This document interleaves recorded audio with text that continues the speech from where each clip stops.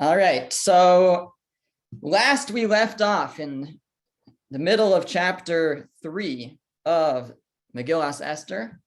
Haman was beginning his plot to wipe out, to annihilate the Jewish people.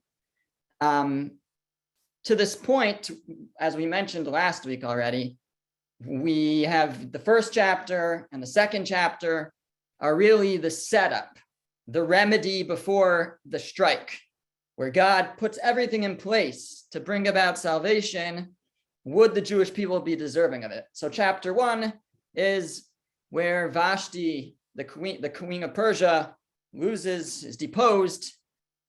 And chapter 2 is where Esther is put in her place. Esther is crowned as the new queen, as well as Mordechai saving the life of Achashverosh.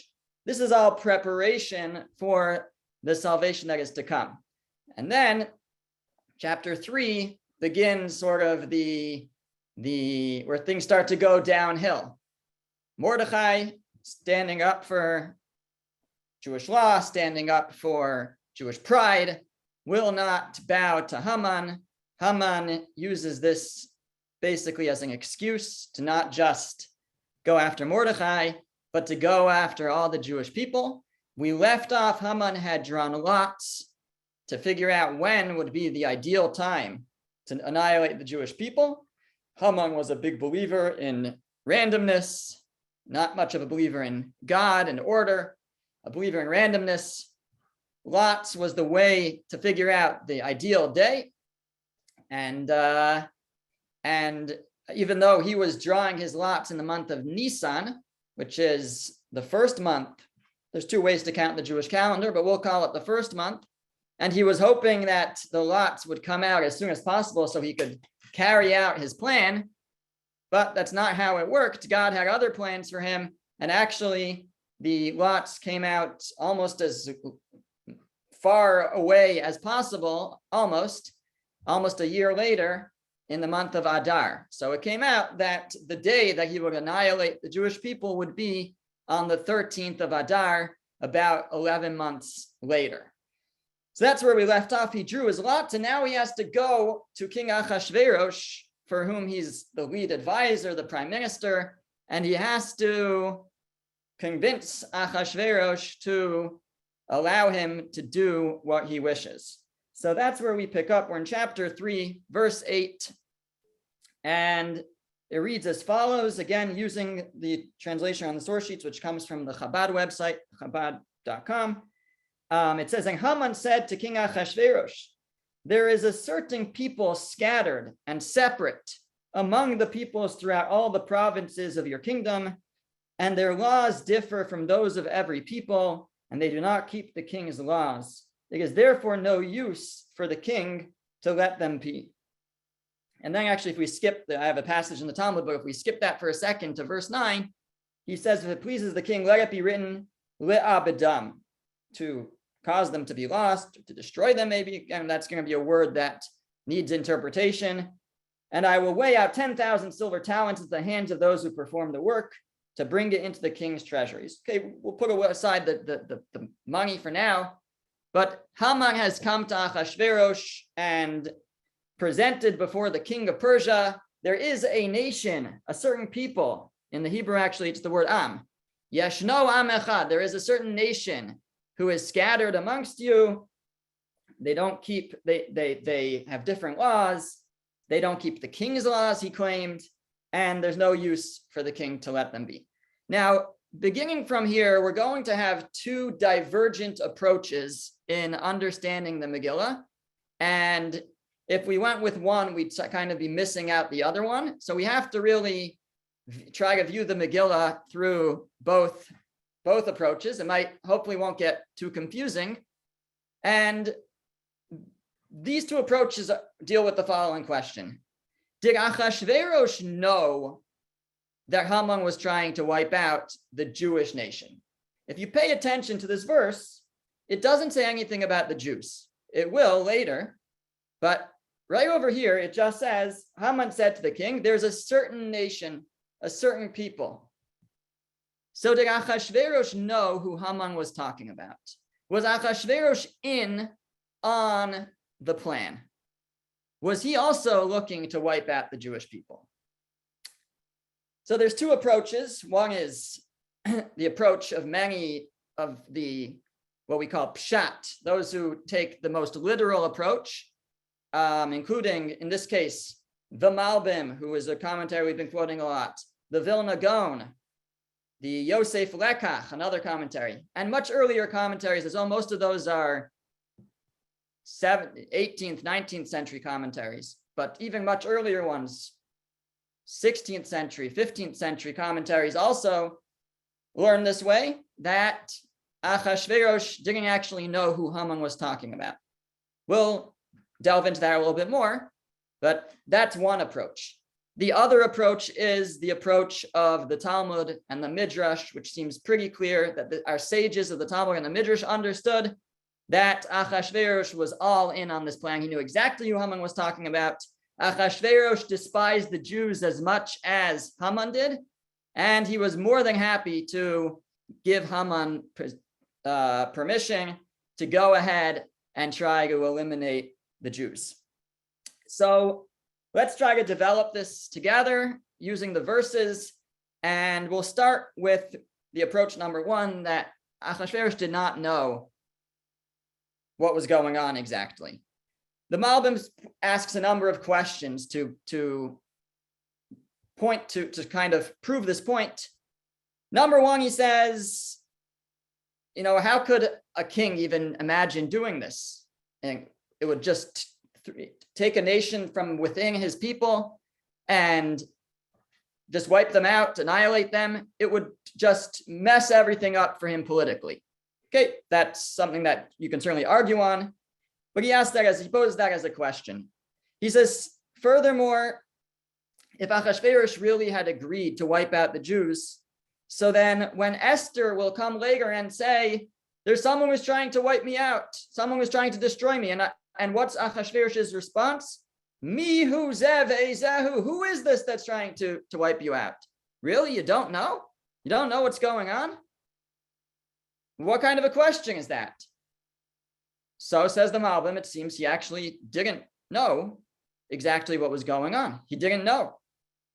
Furthermore, if he was all in, then why did he turn on Haman in an instant and say, oh, Haman, you're doing this to Esther, you're going to be hung. If he had agreed to the plan and he was happy for Haman to carry out this plan, then why does he just turn on Haman in an instant? And furthermore, the Megillah was written shortly after the story of Purim, while Mordechai and Esther were still in power. Mordechai was the new prime minister in government. They wrote the Megillah. Achashverosh saw the Megillah. Says the Malbim, he wouldn't have allowed a Megillah to be written that just calls him out for being this terrible king, right? So these are questions that the Malbim poses to kind of back up his position. And again, the position of many commentaries that Achashverosh didn't know that Haman was trying to wipe out the Jewish people. Now let's take a look at the verse and see how well it reads. So Haman said to King Achashverosh, verse 8, there is a certain people scattered and separate among the peoples. He didn't tell him who they were. It doesn't say. Yashno am echad. There's a certain nation. Now you'll ask, why did Achashverosh not ask who they were? Okay, it's a good question. We'll get to that in a moment, right? But there's a certain nation. He didn't tell him who. He didn't tell it. Haman did not tell Achashverosh who he was talking about. And he said, by the way, why didn't he tell them? Why wouldn't he just say, I want to wipe out the Jews? Well, because Achashverosh respected the Jews. First of all, he had Mordechai. Mordechai was now one of his main advisors. Mordechai was sitting in the gate of the king. He knew Mordechai. He knew perhaps even that Mordechai was the one who raised his queen Esther. He doesn't know that Esther's Jewish. He just knows that Mordechai raised her, took her in, but he likes Mordechai. So Haman doesn't want to say who he's talking about. He doesn't want to say that he's talking about the Jewish people, Mordechai's nation. So what does he say? He says there is a nation and they don't even have a name almost. They're so nothing to you. It's a certain nation. I'm not even going to name them. They're like so nothing, Haman says. Don't worry about who they are. And I'm going to ask you to wipe them out. Now, you might be concerned that there's, that you might say that they're not causing any problems. They live off to themselves. Nobody notices them. They have their own province. No. They are scattered. They live amongst everyone. They are a problem. They're not living off to themselves. And you might say that they have, even if they're living among the provinces that everybody lives in, they might have their own neighborhoods. No. They don't have their own neighborhoods. They are separate, meaning that's maybe not the best translation because that makes it sound like they are separate. Miforad, again, another type of like spread out. They're spread out. That's really, they are separate from each other. Not that they're separate from nations. They are separate from each other. They're not all just living together and not bothering everyone. They are a bother, Haman says. They are in the middle of everyone. And not only that, Haman says, their laws differ from those of every people. They're so different from us. They do everything different. They have all these strange laws. They dress differently. And not only that, but they don't even keep the king's laws. Now, not clear what that's referring to, but that's what he said. This nation, he's throwing them under the bus. This nation, they don't keep the king's laws. And there's no use to let them be. You don't gain anything from them. You might think that you can benefit from them. You might think that they contribute to society. Haman says that they don't contribute anything to you. There's no value in keeping them around. So that's why Haman then proceeds and he asks, if it pleases the king, let it be written le'abedam. So in verse 9, I put the Hebrew there specifically because the English was something like destroy. Now that's, Malbim does not learn, and many don't learn that that's what it means, to destroy. Actually, Haman wasn't saying that I want to destroy them.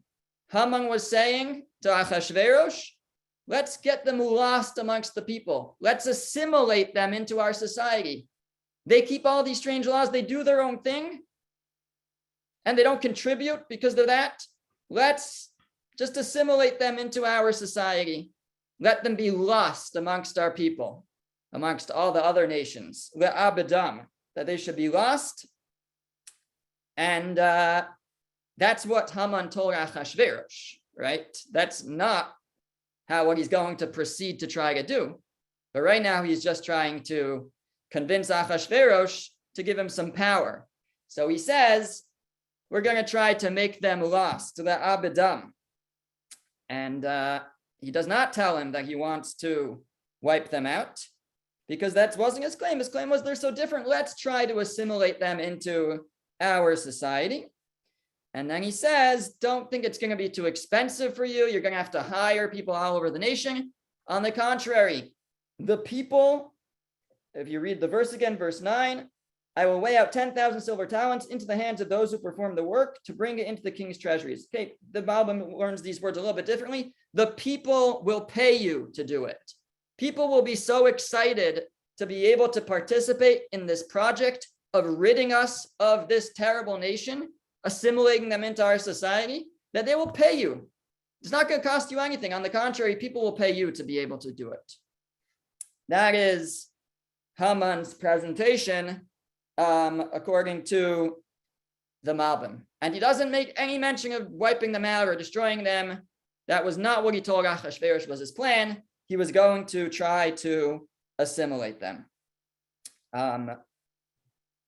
Yosef Lekach, another one of the commentaries, adds, when he was saying that they're scattered amongst the people, he was saying and they don't have any relationships with anyone. Nobody likes them. That was Haman's claim to Achashverosh. Again, without identifying who he was talking about, so that Achashverosh couldn't even ask him who he was talking about. He just makes the claim that they're of no use. Now, you might ask what I think would be the obvious question, which is, why didn't Achashverosh ask him who he was talking about? So again, the Malbim says he kind of made it seem like, oh, they don't even have a name, these people. They're so nothing. They're so, insignificant. But Yosef Lekach adds another idea, and he says that Achashverosh felt that he was just, and he didn't want to be biased. And it doesn't really matter who Haman is talking about. I'm going to judge them without bias, based on the facts, which he accepted from Haman because he trusted Haman. Haman's telling him, this is what they are. This is who they are. I'm not even going to ask you who they are. I'm not even going to ask you their name, because then I might be biased in my judgment. Achashverosh says, I'm going to be fair. If these are the facts, then your plan should proceed. And he doesn't even inquire as to who they are. And then he hands Haman in the next verse his ring. And then Haman goes off and makes his own, kind of changes the plan, as we'll see in a moment. So that's the first approach. That's the approach of the many commentaries who assume that Achashverosh did not actually know what nation Haman was trying to wipe out. The other approach is the approach of many, but in particular of the Talmud and the Midrash seem to go with this. And that is that Achashverosh absolutely knew who he was dealing with.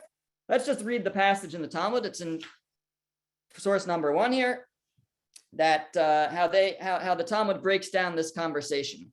So it reads as follows: Megillah 13b. It's in source number 1, verse 8. There is one people scattered. So that's from the verse. There is a people scattered. Rava said, there was none who knew how to slander like Haman. Haman was the best at slandering. He could just make anybody look terrible. And that's what he did. So he said to Achashverosh, let us destroy them. Achashverosh said, I'm afraid of their God, lest he do to me as he did to those who stood against them before me.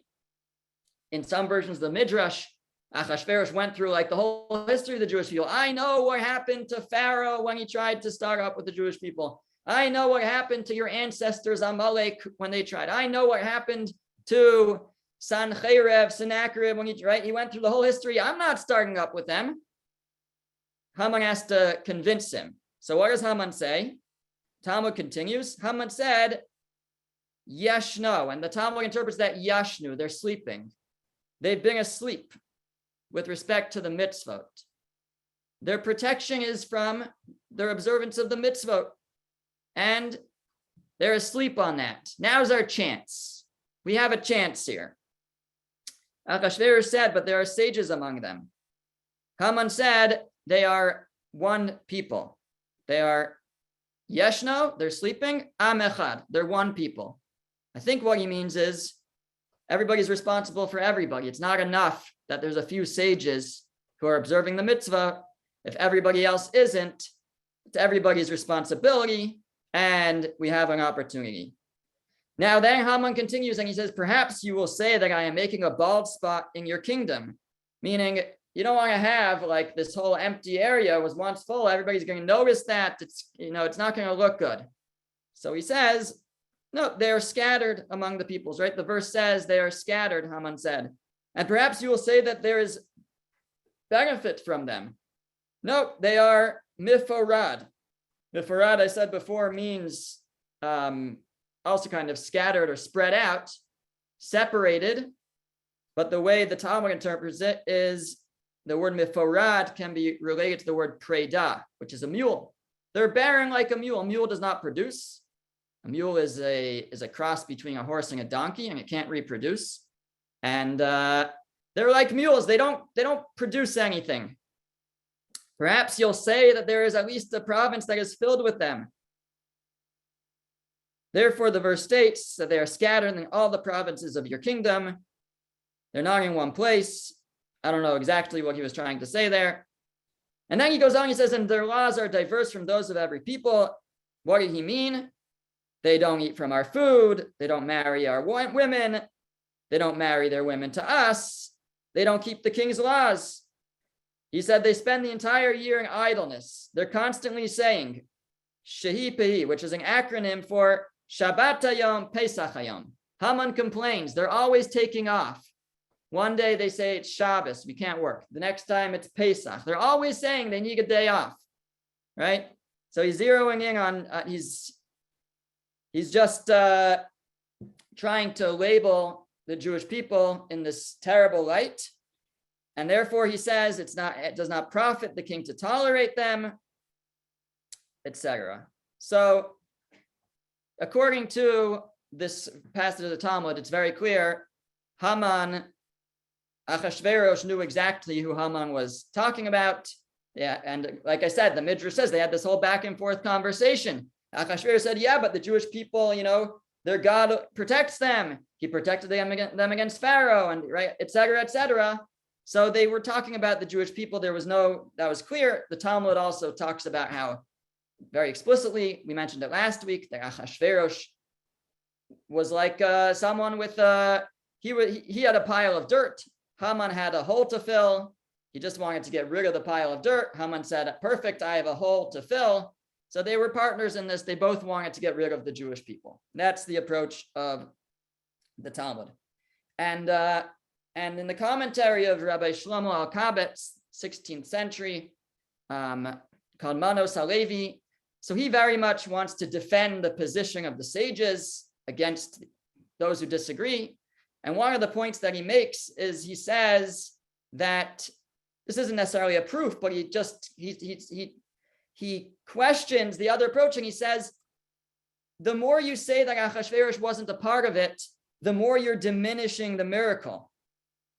If it may be hard to understand how Achashverosh could have had such an about turn, turned on Haman, changed his mind, it's true. But that was part of the miracle. And the more you say that Achashverosh was not a part of this, then the less of a miracle is. He says, are you surprised if Achashverosh didn't even know what was going on? That when he finds out, he's going to be upset with Haman? If Haman totally forged the words and the message of Achashverosh and wrote and sent messages out that were not what the king had agreed to, and then the king finds out, don't you think that he would turn against him? So you're diminishing the miracle by taking such an approach. Now that's not a proof, but he feels that this whole story is being told because of the great miracle. There's no need to try and diminish it.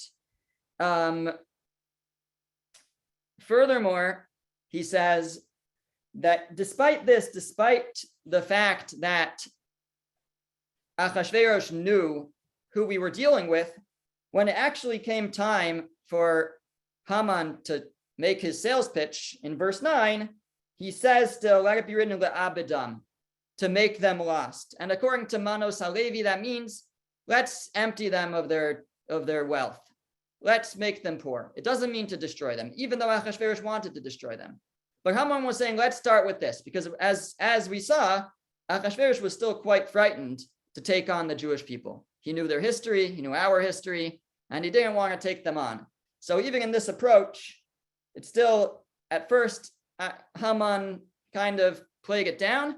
We'll take their money, and they'll probably try to fight back, and then we can fight them. That's how the Manos Halevi learns that verse. Now, either way, I think we see Haman is going after, he's labeling the Jewish people as a people who they're distinct, they're separate, they're different.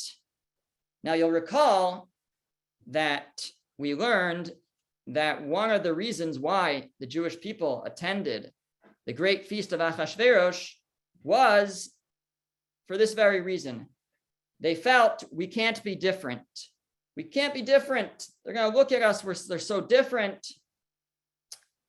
And they were trying to actually make themselves more similar, to blend into the society.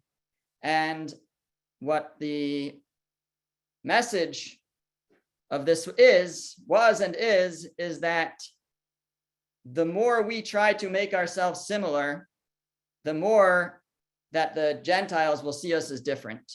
In other words, the way it's presented, not with regards to the Megillah, but actually with regards to the Jews in Egypt, the Beis HaLevi, Rabbi Yosef Dov Soloveitchik, the 19th century, he writes that the more that the Jewish people are supposed to be distinct. God says, I am separating you from the other nations.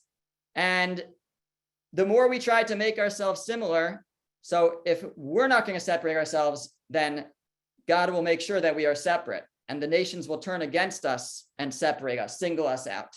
So the more we try to be similar, that's when they start to notice the differences and point them out. And this seems to be another example of that. The Beis HaLevi was saying about it in Egypt. The Jews did certain things at the beginning of their sojourn in Egypt to try to make themselves similar to the Egyptians. And that resulted in stricter measures from the Egyptians, singling them out more. And similarly here, and it's something that has occurred at other points in our history as well. So continuing in verse 10, so now the king's response. What is Achashverosh's response? And the king took his ring off his hand, gave it to Haman, the son of Hamdasa, the Agagite, the adversary of the Jews. So now the Megillah identifies Haman as the enemy of the Jews, that he was being handed this power, and again, based on our two approaches, we can understand this in different ways. One is, if we understand that Achashverosh knew exactly what was going on, so he said, great, I can't be the one to deal with the Jews. I'm the king. If I wipe out one nation on my own, it's not going to look good in my position of power. But if one of my officers does it, if it's his project, so that's fine. And that was what he wanted. That's what Achashverosh wanted. So he was more than happy to hand this power over to Haman. Why? Because Haman was the enemy of the Jews. And that was exactly what Achashverosh had been waiting for. That's again with the understanding that Achashverosh knew exactly what was going on here. In the other approach, and hopefully it won't be confusing where we're too confusing as we bounce back and forth. In the other approach, where Achashverosh did not know that Haman was talking about the Jews, so the Megillah is actually showing us that he was not involved. He said, I trust you, Haman. You say there's some nation that needs to be dealt with, that needs to be assimilated, that doesn't fit in. Okay, here you go. Here's the ring. Here's the power to put out a proclamation to the nation, to the people of the kingdom, however you want to deal with it. And the king said to Haman, verse 11, the silver is given to you and the people to do to them as it pleases you. You could do, it's up to you to figure out how best to deal with this problem, but you can figure it out. That's how, according to the Malbim, he says, first of all, he says, don't worry about the money. I'm happy to fund this project. It sounds very important. You know, I'm happy to fund it. And second of all, you do it as it pleases you. Again, Achashverosh doesn't know that Haman's going to wipe them out. All Haman said was, I'm going to assimilate them. We're going to melt them, create a melting pot society where the Jews forget who they are and they blend into Persian society. And yeah, fine. And again, as we mentioned, he doesn't ask who it is because that shows a lack of honor on behalf of the king. It doesn't matter who they are. If they're wrong, they're wrong. If they deserve this, if they need to be dealt with, be dealt with. I don't want to sound biased. I'm not even going to ask you who it is that we're talking about. And again, we see says the Yosef Lekach, we see the tremendous miracle that occurs as a result, because we see how much Achashverosh trusted Haman. He just gives him all this power. He says, you know what you're doing. You can deal with it. He trusted him to the nth degree, completely trusted him. And yet he's able to turn on him miraculously just a short time later. And really, as we'll see, in a matter of days. The Purim story from here until Haman's death is actually just about 3 days. Then we have the rest of the year play out after that. But it's a very quick turnaround. But we'll talk more about that probably in the next class. Okay. Just an interesting little gematria. So the verse in Hebrew, when it says the silver is given to you, it's in Hebrew, it's hakesef nasun lach, the money, hakesef.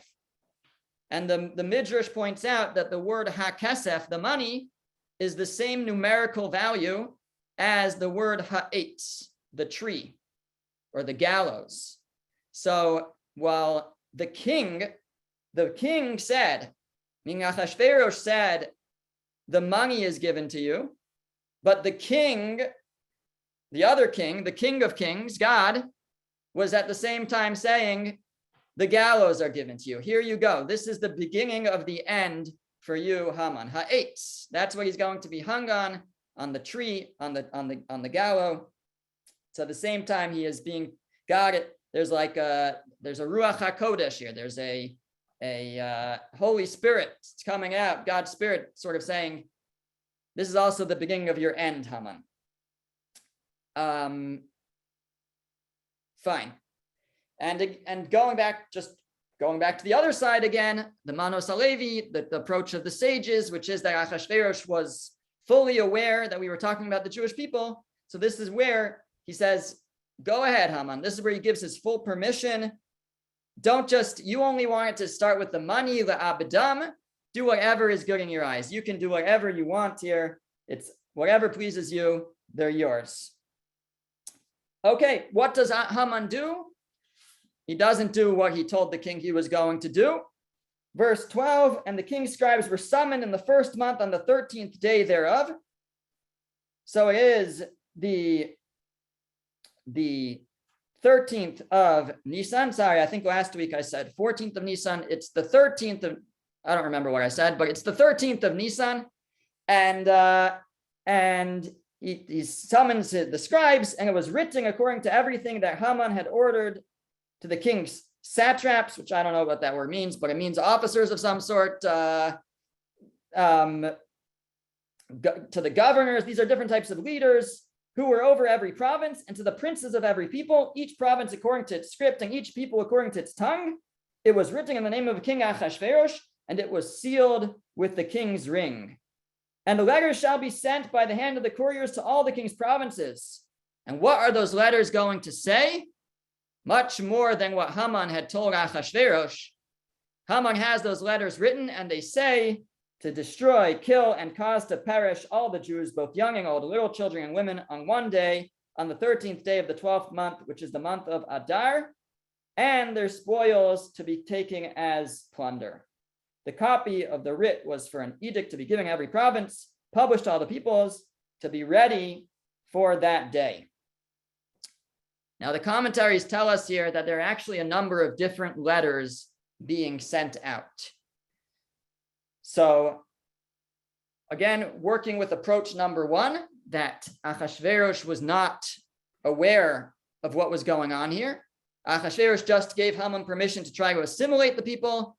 Haman doesn't do that. He changes the plan. He sends out a letter to destroy the people, to destroy the Jewish people, to wipe them out, annihilate them.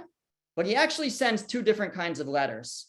There's one letter that's referred to in verse 14, to be given in every province, published to all the peoples. This is for the common man, and it says to be ready for that day. The average citizen got a letter that said, be ready on the 13th of Adar, something big is coming. It may have said, there's going to be a battle, we're going to be wiping out a people. It didn't say exactly what was going to happen. It said, be ready, get your weapons ready, sharpen your knives, sharpen your swords, get ready for that day. That's what he sent to the common person. Separately, before that, it says he sent, in verse 12, it said, to the king's satraps, to the governors of every province, to the leaders, to the governors, he sent letters that said exactly what was going to happen. Now, even in this, we have diverging understandings in the commentaries. According to the Malbim, those were sealed with the king's seal. And they said those were the letters that would identify who would be annihilated on that day, but they were not to be opened. They were sealed with the king's seal, not to be opened until that day. Now, you can't send such letters to everybody because everybody's going to open them, but you could send them to the governors. And the governors were told, this letter is to be opened on the 13th of Adar, that day, and everybody will then learn who it is that we're going to be wiping out. Others understand, like Yosef Lekach, no, he told the governors exactly what was going on. They knew. The people, the commoners, didn't know. And the reason why, what's the big secret? So Haman, number one, he doesn't want this getting back to Achashverosh, but also he doesn't want the Jews to know about it. Because if the Jews find out that Annihilation Day is in 11 months from now, well, they're not going to be around 11 months from now. They're going to pack their bags and run away. Or they'll prepare themselves, they'll strategize, they'll figure something out, they'll fortify themselves. Haman does not want them to know what's going on. So he rather prepares these secret letters. He doesn't say everything in the letter. You're going to find out. And you'll notice he summons them right away. He wants to do this quickly before Achashverosh has a chance to change his mind. And it's going to be all in one day. That way it's quick and nobody can escape. This will be the most effective means of annihilating the Jewish nation. And that's the approach again of the Malbim and of Yosef Lekach, that Haman, that Achashverosh was not fully aware of everything that was going on here. And the other approach, that of the sages, is that no, the letters were very clear exactly what was going to happen, exactly who was going to be annihilated on that day.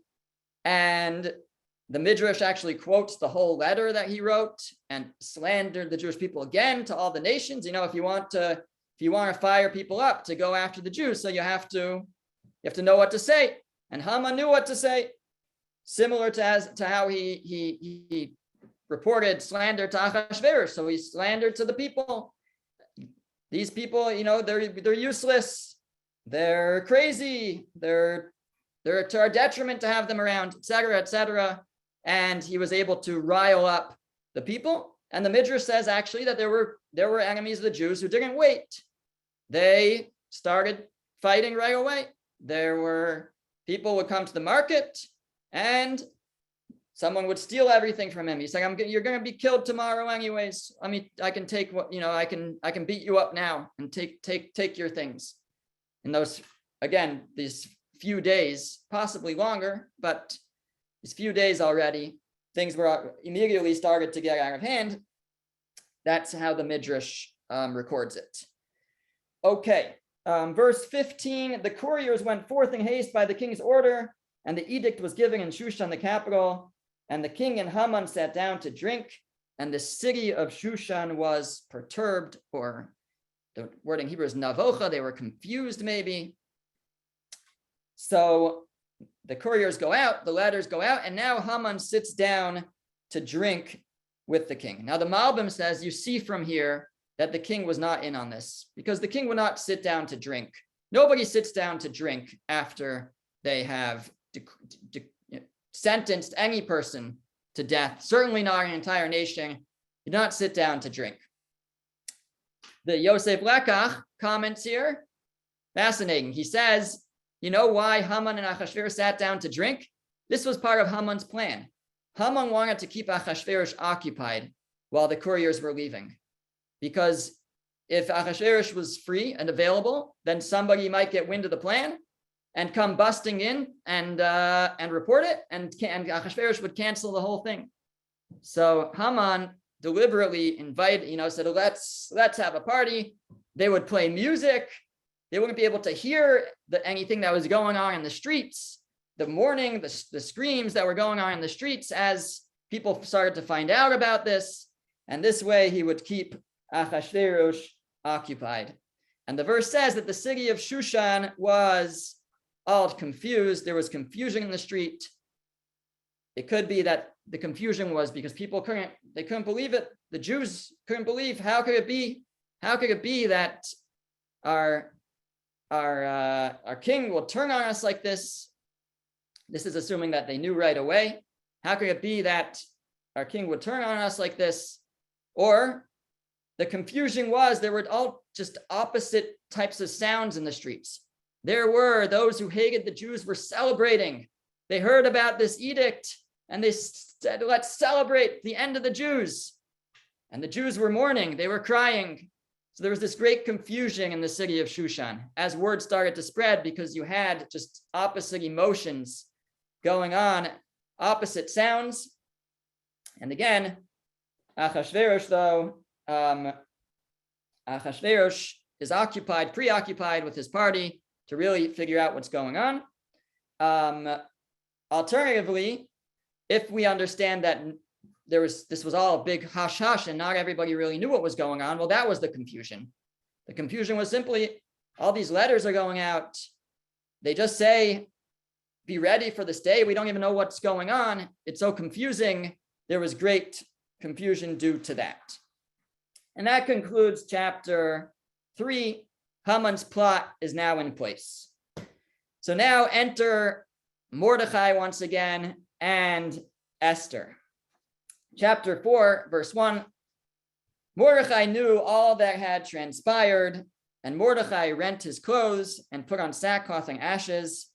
And he went out into the midst of the city and cried with a loud and bitter cry. He knew all that had transpired. What did he know? How did he know? So, if we understand, like the first explanation, that nobody really knew what was going on, because the letters just said, be ready for this day, and didn't say what was going to happen. Or they said, be ready for battle for the 13th of Adar, but nobody knew for what, who was going to be attacked. And the letters that actually said so were sealed, and you weren't allowed to open them according to Malbim. They were sealed with the king's seal. Wait till 13th of Adar to open these to discover exactly who's being annihilated. So how did Mordechai know? So it's possible. Some understand Mordechai knew through prophecy. Mordechai was a prophet. God revealed to Mordechai what was going on. He revealed everything, the whole plan. And that was how Mordechai was able to intervene. That is one way to understand this. I'm sorry, all my sheets here printed out of order, so I'm just trying to find the right pages. Okay.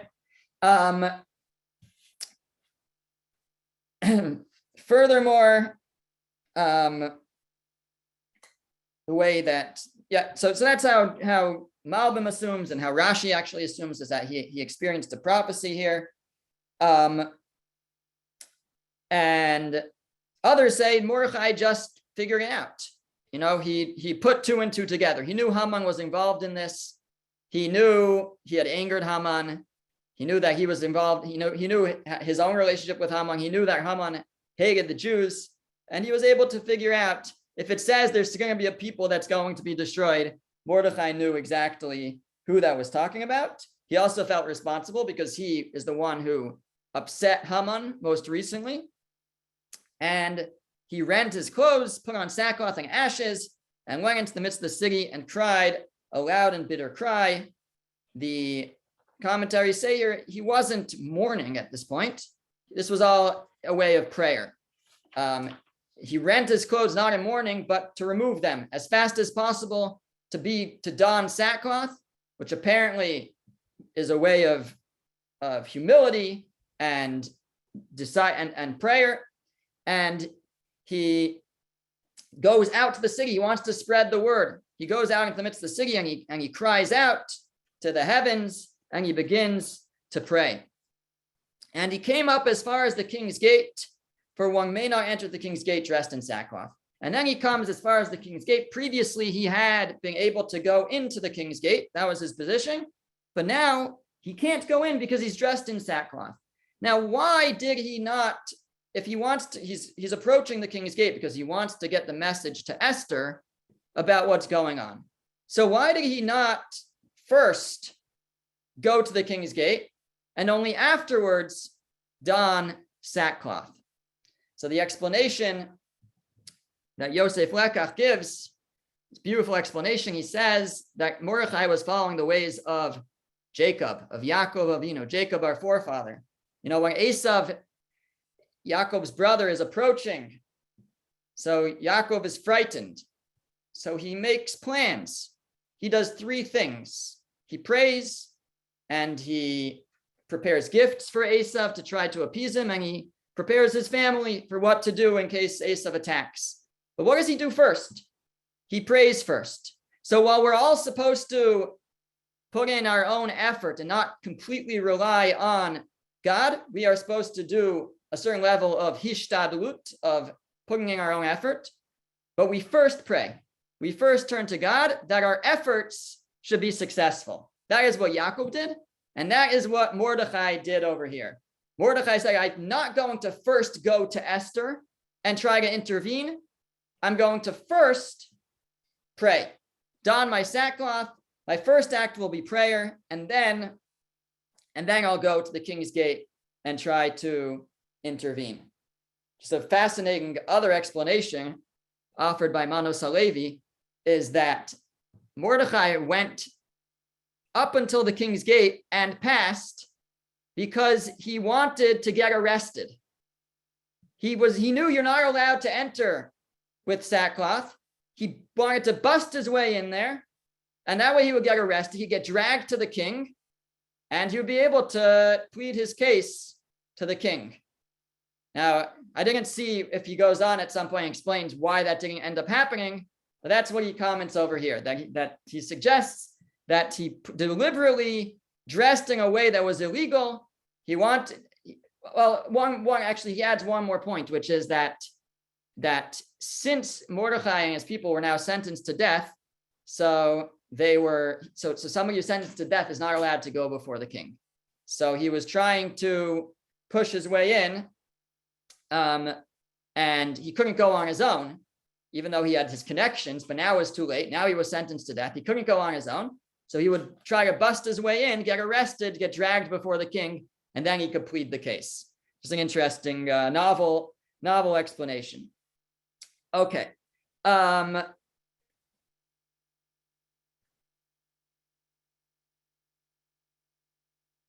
Okay, verse 3 continues, and in every province, wherever the king's orders and his edict reached, there was great mourning for the Jews, and fasting and weeping and lamenting. Sackcloth and ashes were put on the most prominent. So everybody is mourning and fasting and lamenting, but fasting would be in prayer. How did everybody know? How did word get out? So either Mordechai was able to spread the word once he knew. Alternatively, some suggest that if we understand that the governors did know, if we take the approach that of Yosef Lekach, that even if the common person didn't know who was going to be annihilated, but the governors knew. The letters to the governors said who was going to be annihilated. Well, the Jews had friends in high places, and some of those leaders, some of those governors who knew, told the Jewish people what was coming, and that way they knew, and they mourned, and they davened, they prayed. Okay, verse 4, and Esther's maidens and her chamberlains came and told her. The queen was extremely terrified, and she sent clothing to dress Mordechai and to take off his sackcloth, but he did not accept it. He wanted Mordechai to be able to come within the gate, put on clothing, even over your sackcloth. Mordechai would not accept it. He didn't want to even take one moment off from his praying, which he felt he needed to be doing in sackcloth, and he would not accept the clothes that Esther had sent. 5, then Esther summoned Hasach, one of the king's chamberlains, to be appointed before, and she commanded him concerning Mordechai to know what this was and why this was. She sent to Mordechai, what's going on? So Hasach went forth to Mordechai to the city square, which was before the king's gate. Mordechai told him all that had befallen him and the full account of the silver that Haman had proposed to weigh out into the king's treasuries on the Jews' account to cause them to perish. Again, Mordechai somehow knows all the details of what's going on, seemingly through divine providence. through prophecy, or again through deduction. I don't know how he would know about the money, but the next verse, the copy of the writ of the decree that was given in Shushan, he gave him to show Esther and to tell her and to order her to come before the king to beseech him and to beg him for her people. Again, this would be which copy according to the Malbim? This would be the one that says there's going to be some nation, just, that's what was being spread again around Shushan. You didn't have access to the special ones for the governors, but you had access to the regular decree that was being spread around, promulgated, which was that on the 13th of Adar, somebody's going to be destroyed. So he sent Esther a copy of that and asked her to go and beseech the king. And Hasach came and he told Esther what Mordechai had said. And Esther said to Hasach, and she ordered him to tell Mordechai, I can't go see the king. All the king's servants and the people of the king's provinces know that any man or woman who comes to the king into the inner court who is not summoned, there's but one law for him, to be put to death, except the one to whom the king extends the golden scepter that he may live. But I have not been summoned, or let's call it, and I have not been summoned to come to the king these 30 days. So Esther says, I can't go to the king.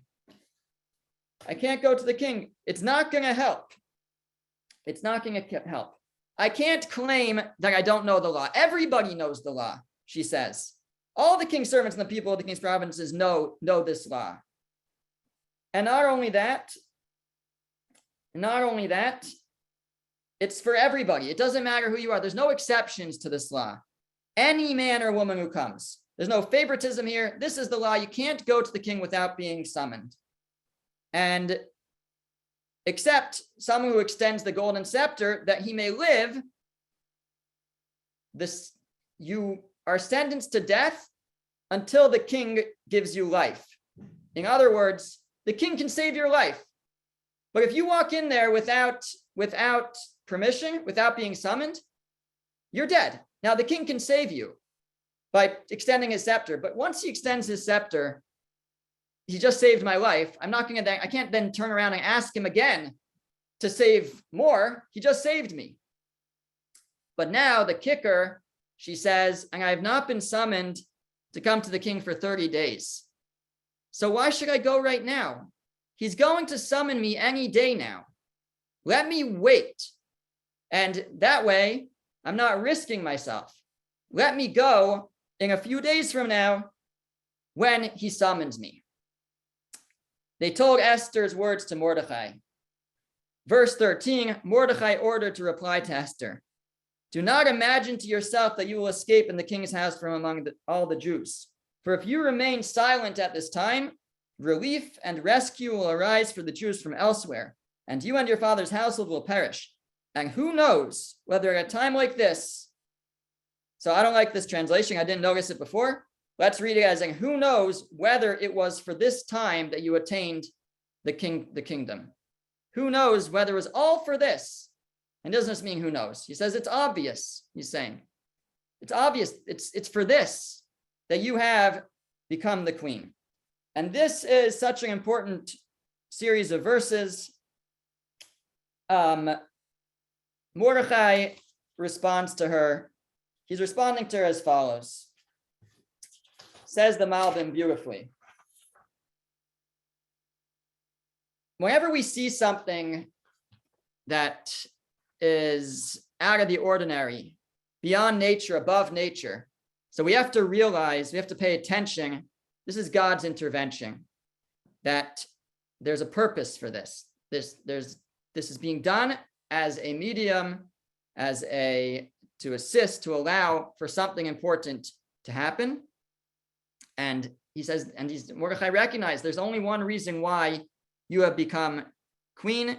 It's for something very important. And what can be more important than this? And he says, there's always something that God has prepared to save. Like we said, there's a remedy before the strike. God prepares the refuah before the makkah. He prepares the salvation before he strikes. Now, he doesn't just prepare one salvation, Mordechai says. If you don't step in, don't worry. The Jewish people will be fine. There's going to be another way. As long as we do what we need to do, as long as we pray and we do repent and we claim and we lay claim to our name as the Jewish people, I think that's a very important point, that we need to be the Jewish nation, to be deserving of the promise to the Jewish nation of Jewish survival. As long as we do our part, salvation will come from somewhere else. Esther, if you don't intervene, we're going to be fine. You're the one that will probably perish as a result, because if you're not fulfilling your purpose there, then you're not useful anymore, to be harsh. So Mordechai says, it's all for this. It's all for this. This is what you've been put in that position for. Mordechai, it's hard, in the moment to see it when you're living through it. But Mordechai recognizes you're in this place for a reason, and and now is the time to step up. But still, we can still ask, why not wait? Why not wait? Just wait 3 days. What's the rush? So Yosef Lekach explains that if you wait till you're summoned and then you make an ask, well, what does that show about what you're asking? You want something from a friend. If you wait till you're invited to their house to ask them, it doesn't seem so important. But if you call them up or you go and knock on their door, so then it's clear that this is important. So Mordechai says, no, you have to go when you're not summoned. If you wait until you're summoned, it's not going to seem so important. Go now. Put your life on the line to go and ask for it. If you are risking your life to go and make this request, that Achashverosh will appreciate. That he'll understand that this is very important. I think this is a lesson for us for prayer. If we have something we want to pray for, if we say, I'll pray for it later, I'll pray for it on Yom Kippur, I'll wait till Rosh Hashanah, right? No. If it's so important, ask for it now. Pray for it now. Don't wait. That was Mordechai's message to Esther. Ask for it now. Don't wait. If you want to show that it's important, put your life on the line, go in there and make your ask. So Esther accepts Mordechai's words and she orders a reply to Mordechai, verse 16, go assemble all the Jews who are present in Shushan, fast on my behalf, and neither eat nor drink for 3 days, day and night. Also I and my maidens will fast in a like manner, then I will go to the king contrary to the law, and if I perish, I perish. So she says, we do have to make our preparations. I can't just bust in there today, but I'm not going to delay until he calls me. We're going to fast for 3 days. It could be, we'll see, we'll have to look at the days if she went in before the 3 days were up or during those 3 days. But the Jewish people are going to accept upon themselves to fast for 3 days and 3 nights, not straight. The Midrash says they ate before evening each night. And I will fast in a like manner. Just to end off, her words here are, go assemble all the Jews. Lech kinos es kol haYehudim. Go and gather all the Jews in Shushan. These words are very important in the Megillah. Gather the Jews, right? Gather the Jews. Why gather the Jews? So a number of explanations offered by Manos Halevi. Number one, Haman had said the Jewish people are scattered. They're scattered, they're spread out. There's many things that Haman might have meant by this, but number one, he meant they can't fight back. Don't worry, these are easy pickings because they're scattered. They're not united. So Esther says, we're going to unite. We're going to join together. This will show that we are, first of all, able to fight back, which will put Achashverosh on guard. Number two, will show that Haman was lying. And if Haman was lying about that, then Achashverosh might realize he was lying about other things as well. And finally, the last point, and perhaps most important, is that the Jewish people are at their strongest when they're unified. So Haman may have been saying they're scattered, they're ununified, there's no achdut, there's no unity in the Jewish people. Esther says, in order to be forgiving, in order to be the Jewish nation, we need to be deserving of salvation. We have to be a nation. And to be a nation, we have to be united. Gather the Jews together for prayer, unite, and hopefully as a result, we can merit a salvation. And it concludes, so Mordechai passed and did according to all that Esther had commanded him. He goes and gathers the Jews for prayer. And we'll see what happens next week. Thank you. Thank you very much, Rabbi Shams. Thank you.